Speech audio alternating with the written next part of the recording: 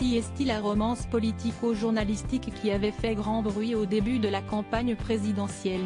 Thomas Soto, régulièrement à la tête des émissions politiques de France 2, s'était retiré de la présentation pendant cette période si particulière en révélant qu'il partageait sa vie avec Mayada Boulos, conseillère de Jean Castex. Un moyen pour lui de ne pas tout mélanger et de ne pas courir le risque d'accusations de conflit d'intérêts dans cette époque violente, comme il l'avait écrit sur les réseaux sociaux.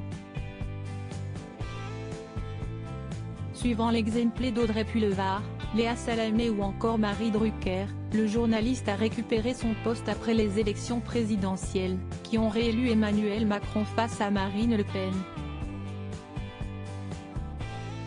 Mais sa compagne, quant à elle, n'est pas revenue au gouvernement, Jean Castex n'ayant pas voulu rempiler en tant que Premier ministre. La jeune femme a quitté Matignon, ne restant pas pour continuer de travailler avec Elisabeth Borne, désormais chef du gouvernement.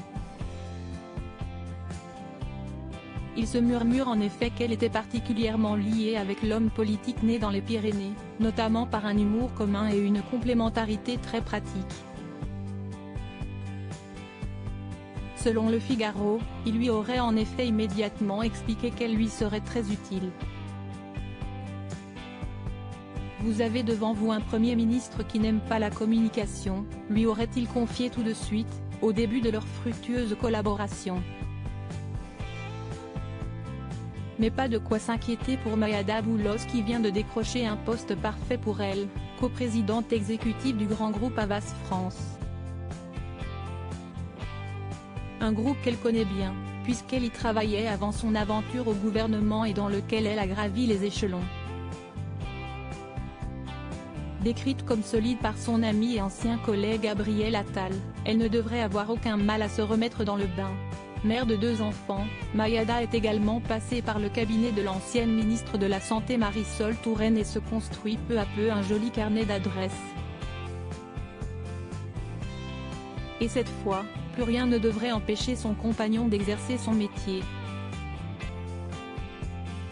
Celui-ci avait cependant publié un joli message pour elle, lors de son retrait, ma seule consolation, si est d'être le premier homme à s'effacer pour une femme, alors que jusqu'à présent c'était toujours elle qui était priée de rester à la maison, avait-il déclaré aux Parisiens.